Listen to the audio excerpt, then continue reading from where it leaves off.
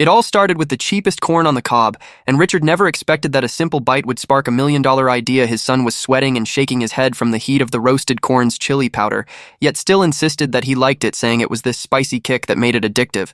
And that's when it hit Richard that these people love spicy food, and no matter what they eat, adding chili sauce makes it irresistible.